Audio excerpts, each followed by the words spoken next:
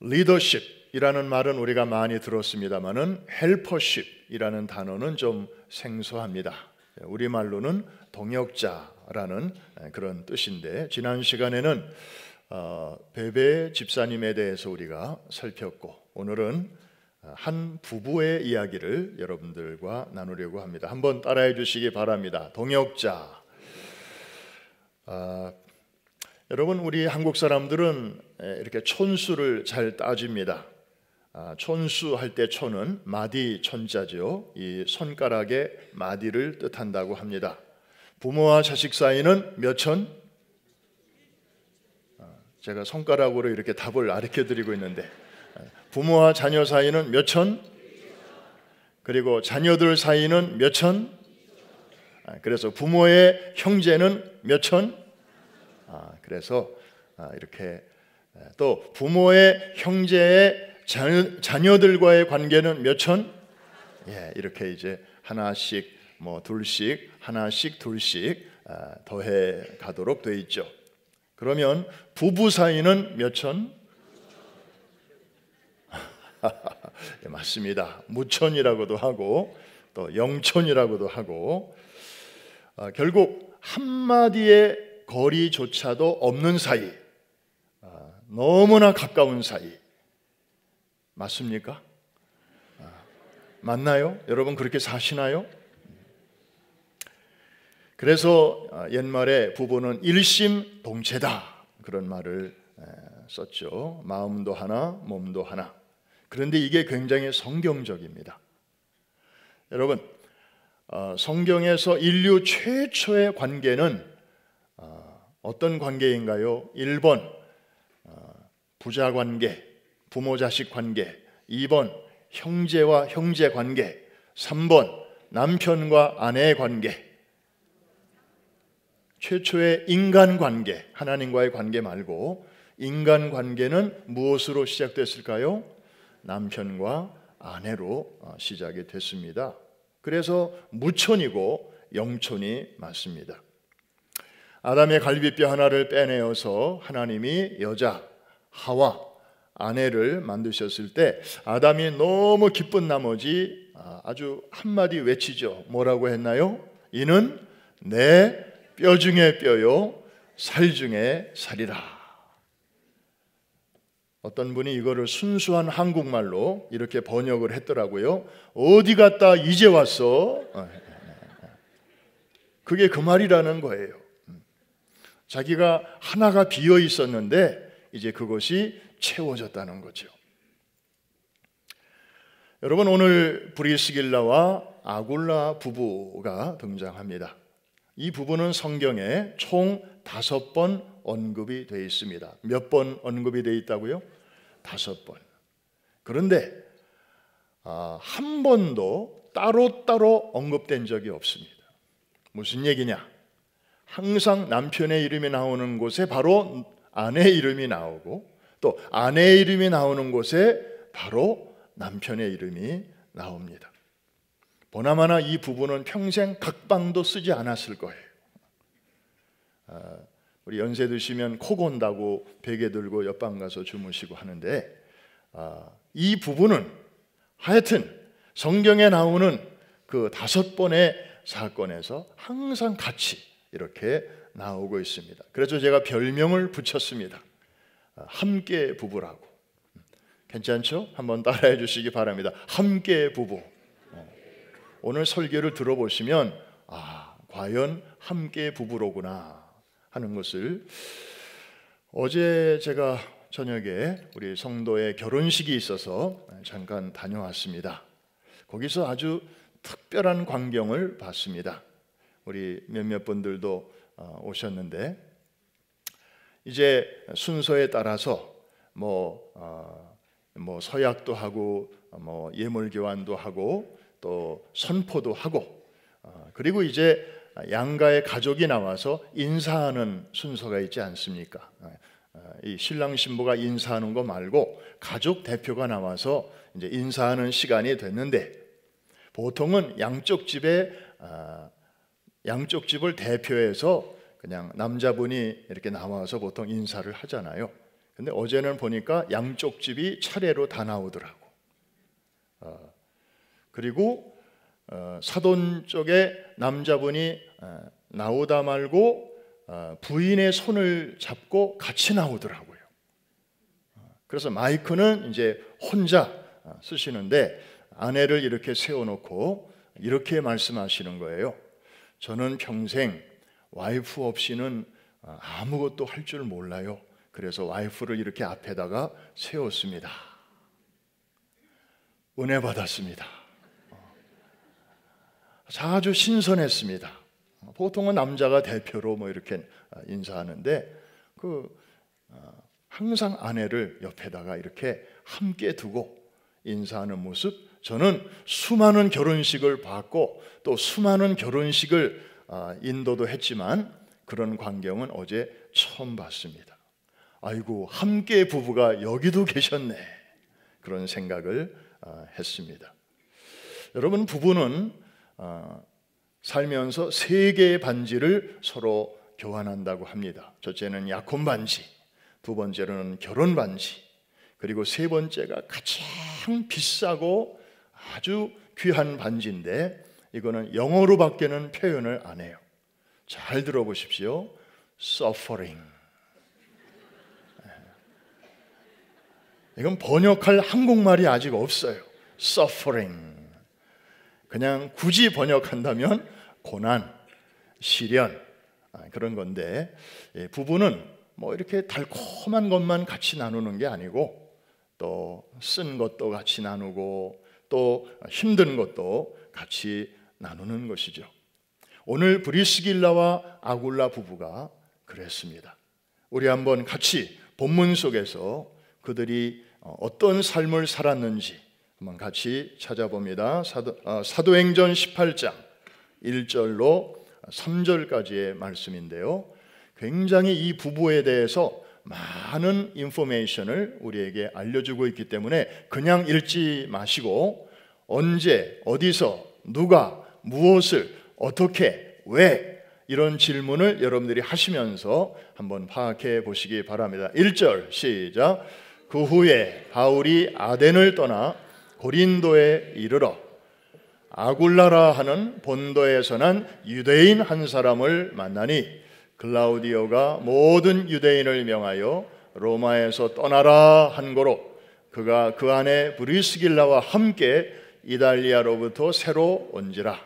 바울이 그들에게 가매 생업이 같으므로 함께 살며 일을 하니 그 생업은 천막을 만드는 것이더라.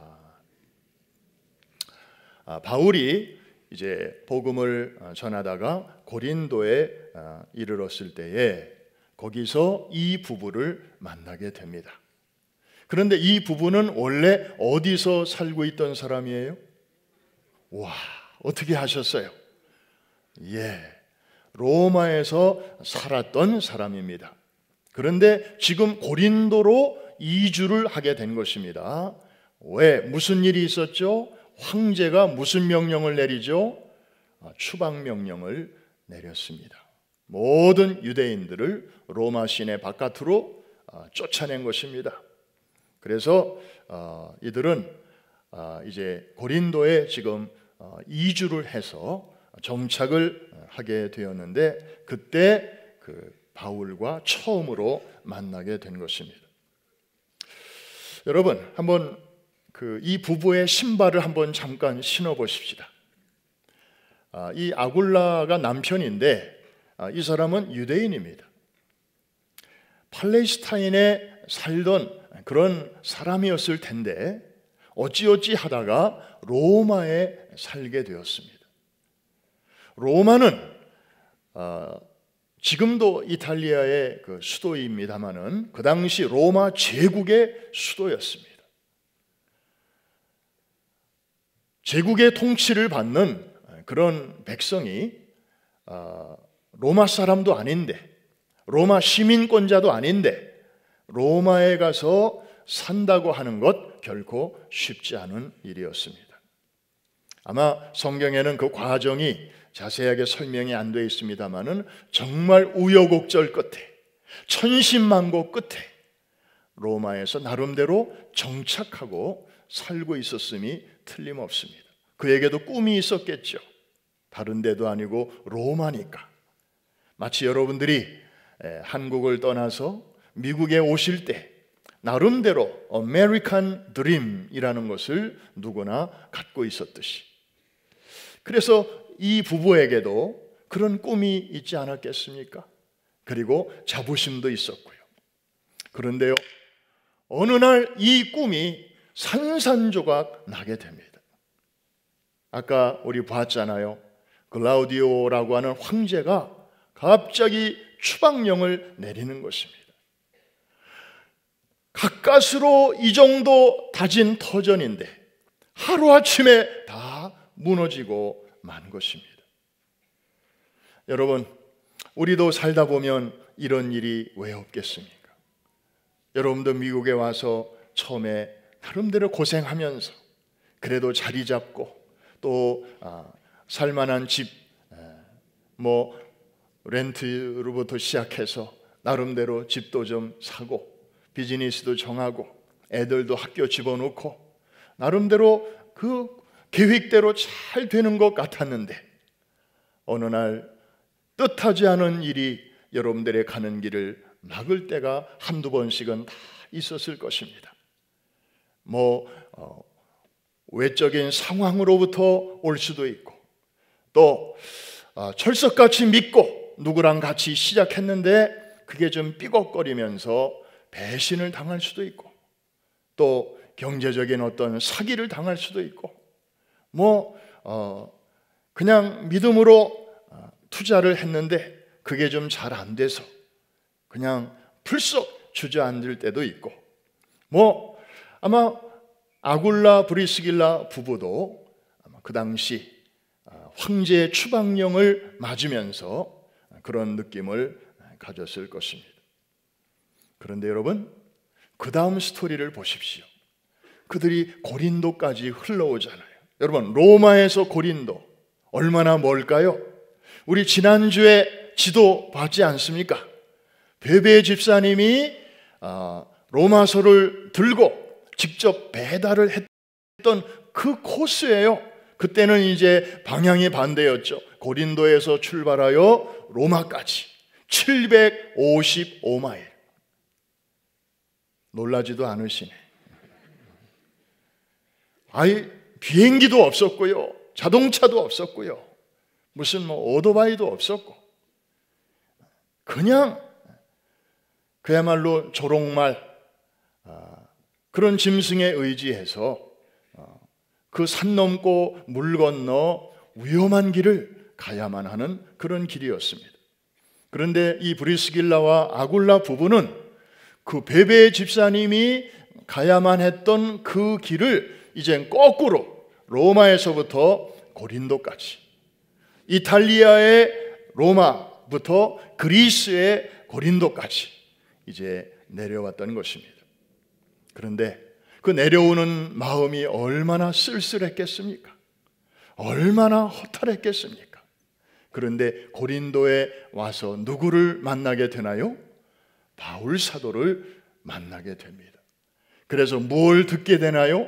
예수 그리스도의 복음을 듣게 되었습니다. 그 전에 그분들이 신앙이 있었는지 없었는지는 성경은 침묵하고 있습니다.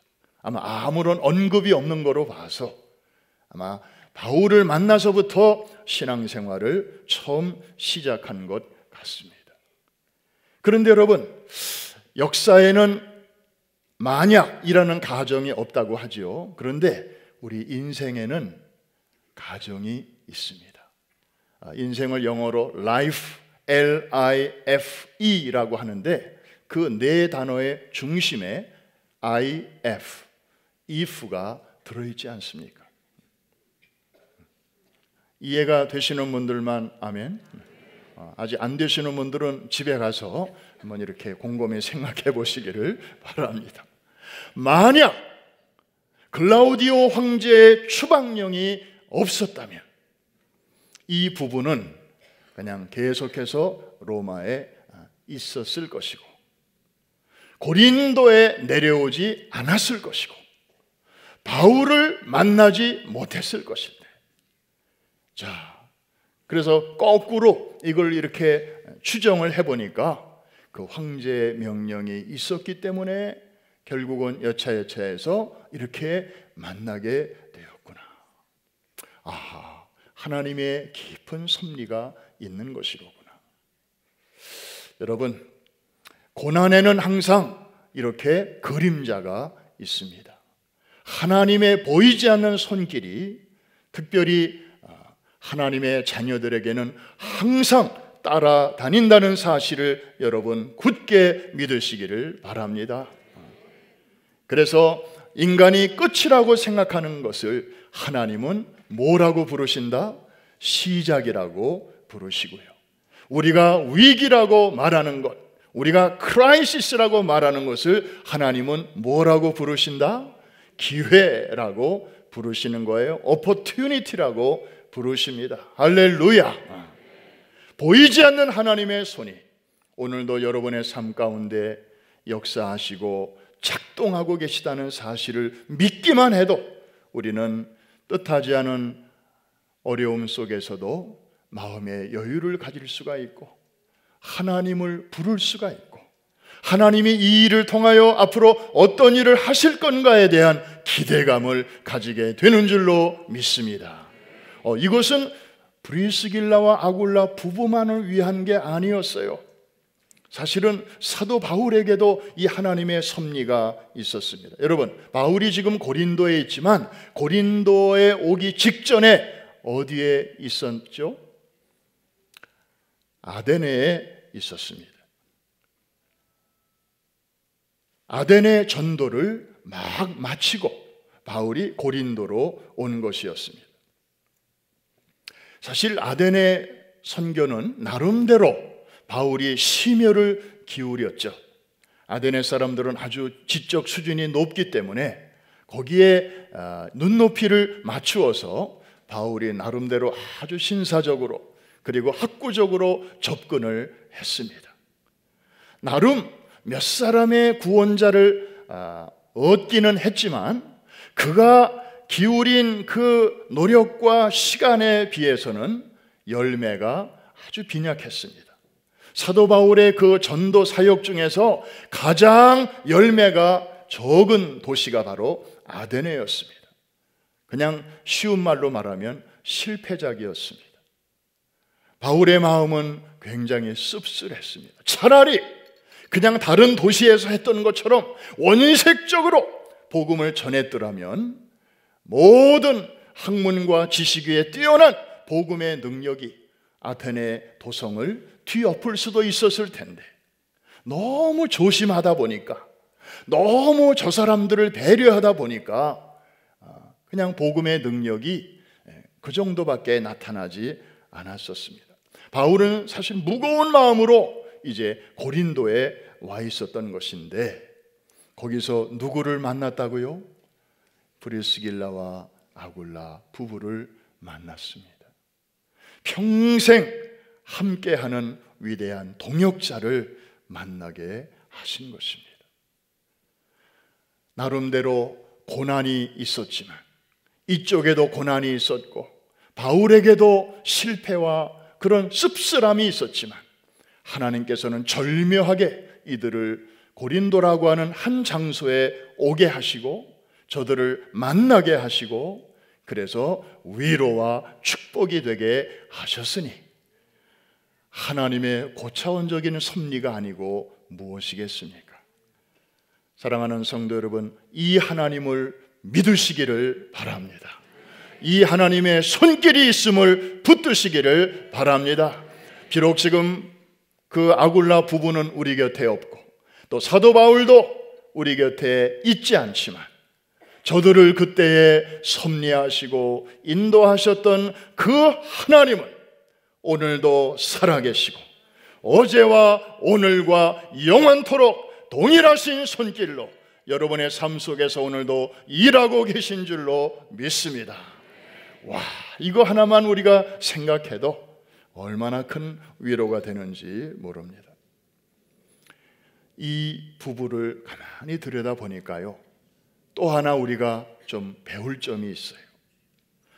바울을 만나서 이제 복음을 듣고 예수 믿은 지 사실 얼마 되지 않았을 텐데 저들을 가만히 보니까 정말 작은 믿음이지만 아주 커다란 그런 행동으로 표현하는 것을 볼 수 있습니다. 다시 말하면 미니멈의 신앙을 가지고도 맥시멈으로 그 신앙을 드러내는 그런 삶을 살았음을 알 수 있습니다.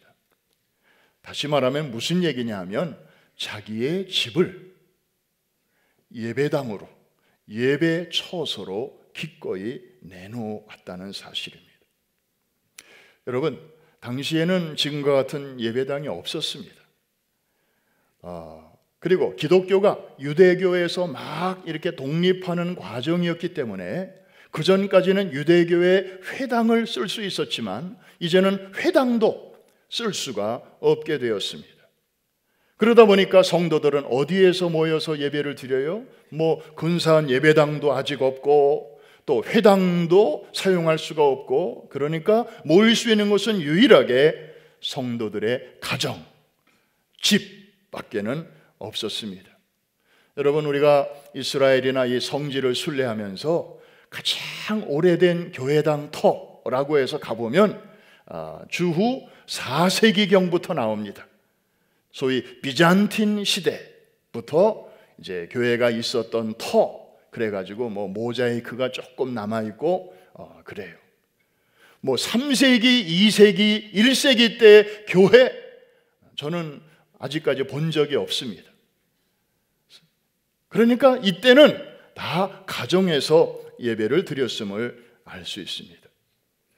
브리스길라와 아굴라가 자신의 가정을 어떻게 오픈했는지 우리 성경이 증언하는 것을 한번 보겠습니다. 고린도전서 16장 19절 같이 한번 읽습니다. 시작. 아시아의 교회들이 너희에게 문안하고 아굴라와 브리스가와 그 집에 있는 교회가 주 안에서 너희에게 간절히 문안하고.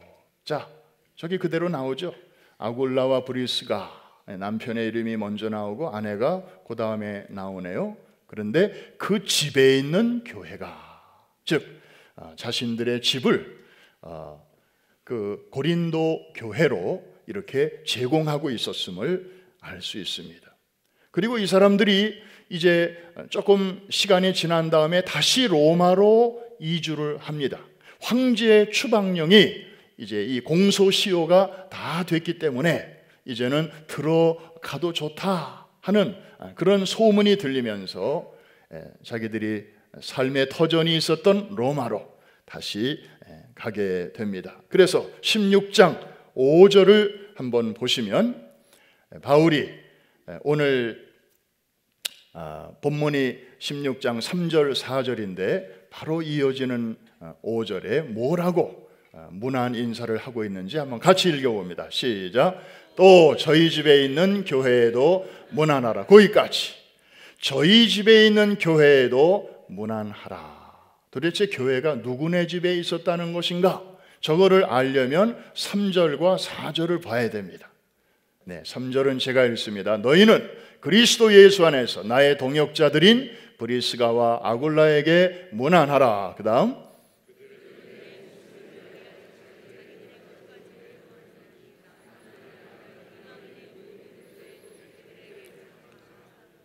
묻습니다. 로마에 있는 교회는 누구의 집에서 모였다고요? 브리스가와 아굴라, 그의 집에 교회가 있었음을 우리에게 알려주고 있습니다. 그러면 고린도에 있을 때도 자기 집을 교회로, 그 후에 로마로 다시 갔을 때도 자신의 집을 교회로, 이건 어쩌다가 그렇게 했다는 게 아니고요, 가는 곳마다 그렇게 했다는 것입니다. 여러분, 집이라는 게 뭡니까? 자기들의 주거 공간이고 정말 아주 지극히 프라이빗한 사적인 공간 아니겠습니까? 그런 공간을 바깥 사람들에게 오픈한다고 하는 것은 예나 지금이나 쉬운 일은 아닙니다. 뭐 한 달에 1년에 뭐 한두 번 한다? 그 정도는 뭐 할 수 있겠죠. 오늘날 우리 프라미스 교회 이 목장 모임을 보면 처음에는 구역 모임이었죠. 오랫동안. 그러다가 1999년부터 패러다임 쉬프트를 하면서 구역을 목장으로 바꾸고 또 부목사님들이 교구장으로 하시던 시스템을 이제 우리 장로님들 교구장으로 다 아주 획기적으로 바꿨습니다. 그때 뭐 많은 우려도 있었고 만류도 있었고 그렇게 되면 교회가 완전히 그냥 반으로 줄어든다 뭐 이런 여러 가지 우려가 있었지만 그 당시 우리 김남수 그 당시 담임 목사님께서 그냥 우리는 이 길로 가야만 한다. 다른 교회들이 전혀 그런 생각을 하고 있지 않을 때에 미리 시대를 내다보고 그렇게 결단을 내리셨고 또 우리 장로님들이 적극적으로 그 협력하시면서 일대 교구장 시대를 이제 열게 되었습니다. 여러분 기억나시죠? 그때는 매주 모였습니다. 목장 예배를 매주 모였어요.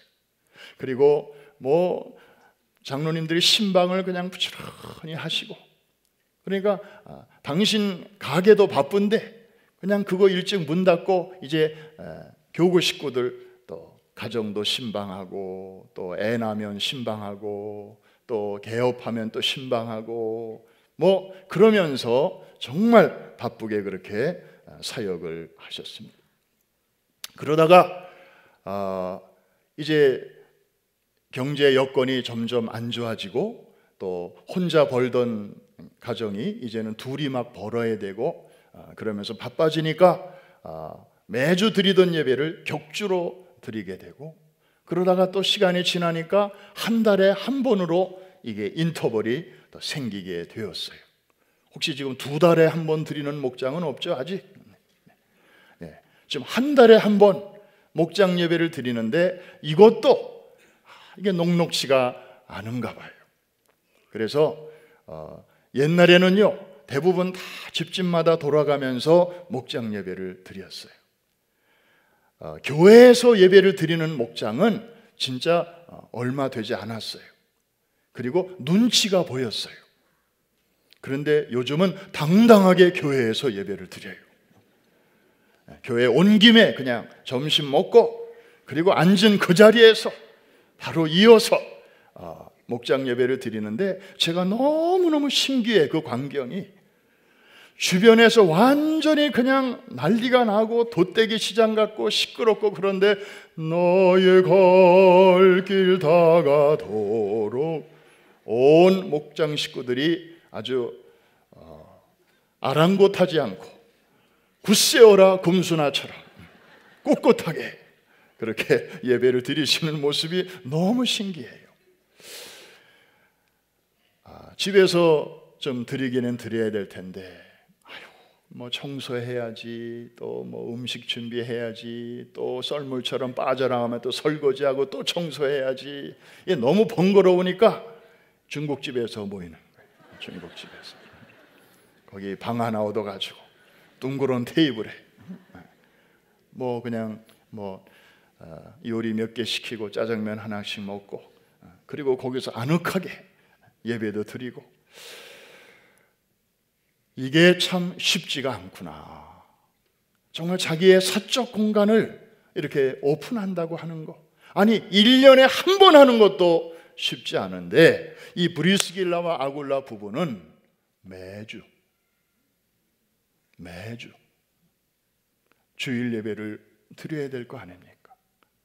그리고 사도행전에 보면 초대교회는 날마다 모이기를 힘쓰며 떡을 떼며 그러니까 자기 집을 그냥 오픈을 하는 거예요.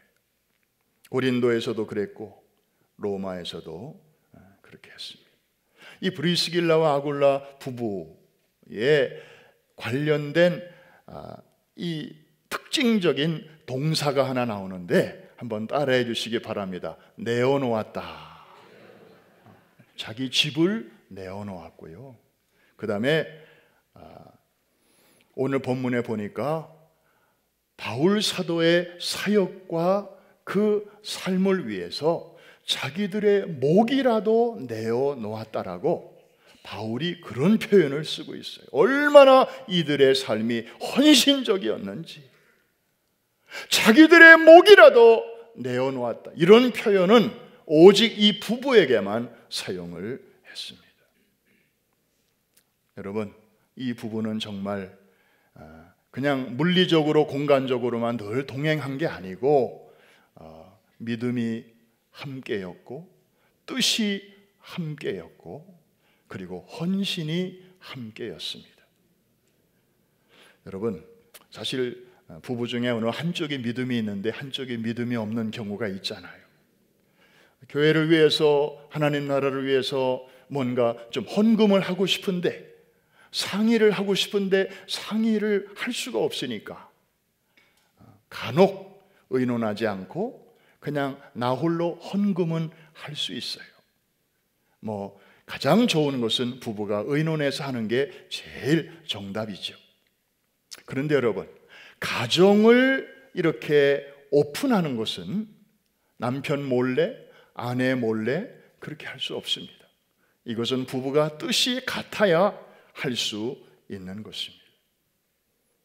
사랑하는 성도 여러분, 오늘 우리는 바울의 동역자, 정말 그림과 같이 앞장서서 일하는 사역자 뒤에서 모처럼 말없이 그늘진 곳에서 묵묵히 자기 역할을 잘 감당하는 그런 헬퍼, 동역자들이 있었는데, 첫 번째로 바울이 소개하는 사람이 로마서를 전달한 페베 집사님이었다면, 26명의 명단이 쭉 16장에 나오는데 그 중에 두 번째로 소개하는 분이 바로 이 부부였습니다. 아굴라와 브리스길라, 브리스가와 아굴라. 성경에 나오는 많은 부부가 있지만 정말 신약 시대에 가장 아름답고 그리고 하나님 보시기에 정말 하나님의 기쁨이 되고 교회의 유익이 되고 성도들에게 축복이 되게 하는 이러한 가장 이상적인 모델로 이 부부가 늘 이렇게 인구의 회자되고 있습니다. 사랑하는 성도 여러분, 오늘 말씀을 마치면서 이들의 직업이 나오죠. 직업이 뭐였다고요? 천막 만드는 자였습니다. 누구랑 직업이 같으네요? 바울하고 직업이 같아요. 그래서 아마 더 친근감이 느껴졌을지도 몰라요. 고린도에서 처음 만났지만 같은 업종에 종사하는 그런 사람을 만나니까 더 반갑잖아요. 근데 여러분, 천막을 만들어 보셨습니까? 이것은 옷 만드는 거랑은 차원이 또 다릅니다. 재료부터가 다릅니다.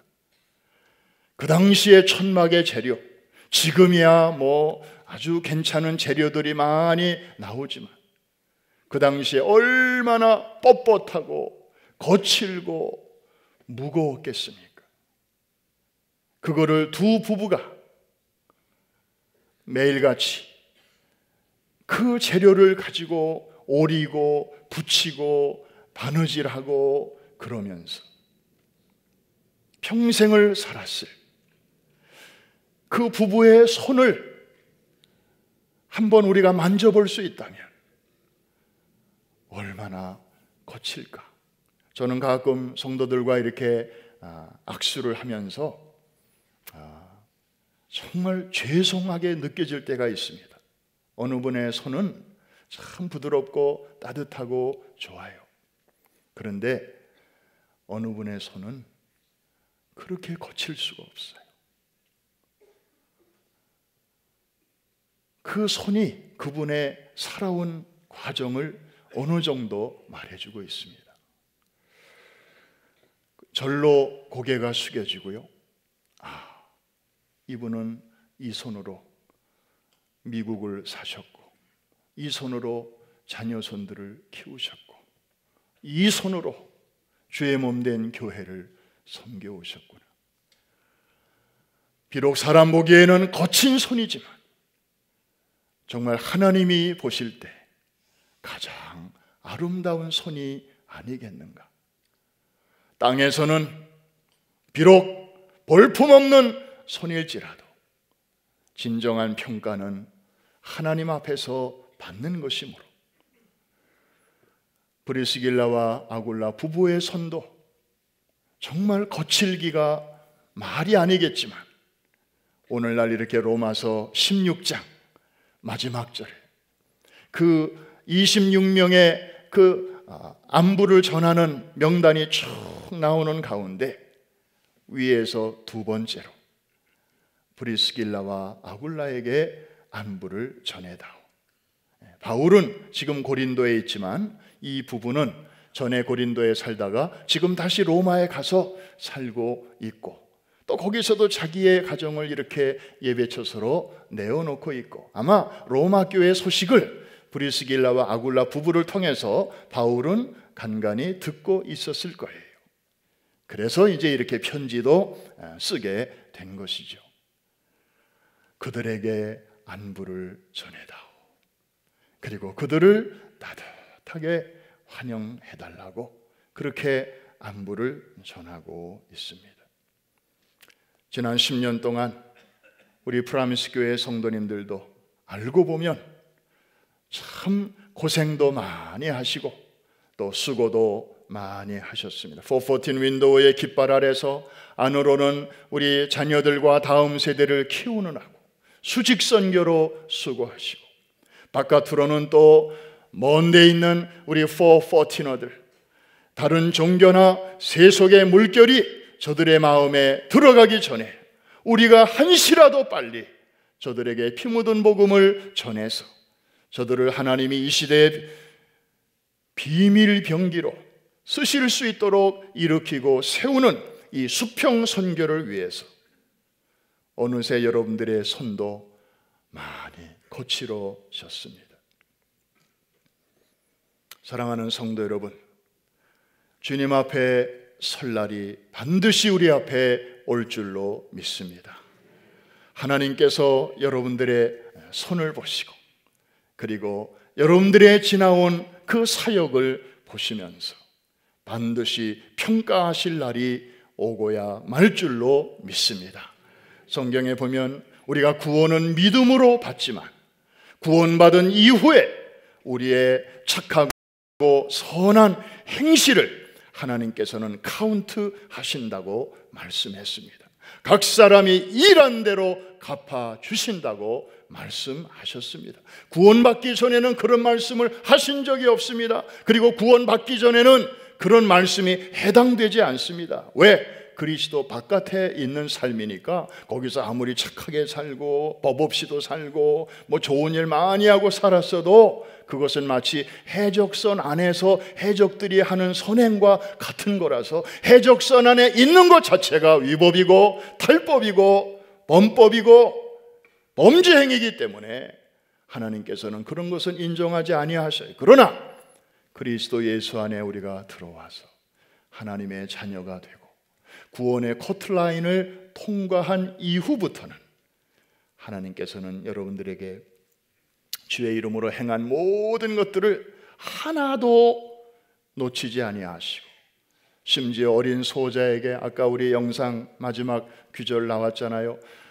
작은 아이에게 냉수 한 그릇 내 이름으로 대접한 것까지라도 그날에 결코 상을 잃지 않으리라. 어린아이들 찬송가에 보면 He is writing, 하나님은 지금도 뭘 계속 쓰고 계신다네, 그런 노래가 있어요. 요한계시록에 보면 하나님 보좌 앞에 이쪽에 큰 책이 한 권 있고 또 이쪽에는 많은 책들이 산더미처럼 쌓여 있는데 두 종류의 책이 있는데 하나는 생명책, 하나는 각 사람의 행위를 적어놓은 책. 그래서 의인의 이름들은 다 이 생명책에 적어 놓으시고, 그리고 의인과 악인 모두의 행위를 이쪽에다가 깨알같이 적어 놓으셔서는 최후의 심판날에 각 사람이 일한 대로 갚아 주실 것인데, 상급과 칭찬과 영광과 존귀로 의인들에게 갚아 주신다고 말씀하셨습니다. 우리 프라미스 교회 안에 저는 브리스길라와 아굴라 부부 같은 그런 분들이 많이 있음을 정말 뿌듯하게 생각하고, 그런 분들이 지난 40여 년의 이 교회를 지켜오셨음을 정말 하나님 앞에 감사를 드립니다. 이미 그런 분들 중에 많은 분들이 이제 영광 중에 계시고, 또 어떤 분들은 몸이 불편해서 이제 거동도 잘 못하시고, 그래서 늘 교회를 마음으로 그리워하면서 시온의 대로를 통하여 그저 마음으로 예배를 드리시는 분들이 벌써 많이 계십니다. 그러나 하나님은 저들의 그 선한 봉사와 섬김을 영원히 기억하신다고 말씀하셨습니다. 이제는 여러분들 차례가 아닌가요? 저는 오늘 새가족 수료식을 합니다마는 최근에 오신 분들이 새가족 교육 받으시고 그러면서 벌써 자기의 은사와 재능을 따라 이렇게 곳곳에서 봉사하시는 모습을 볼 때 너무 정말 기쁘기가 한량이 없습니다.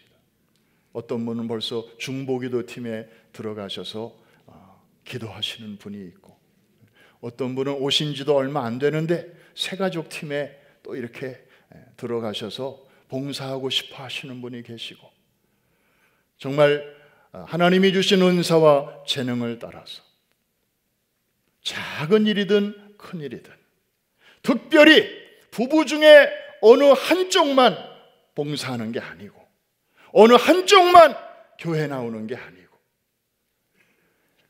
내외가 같이 한 차 타고 다니면서 신앙생활 할 뿐만 아니라, 그리고 자기의 가정을 필요한 사람들을 위하여 기꺼이 오픈하고 내어놓을 수 있는, 복음을 위하여 정말 주의 몸된 교회와 사역을 위하여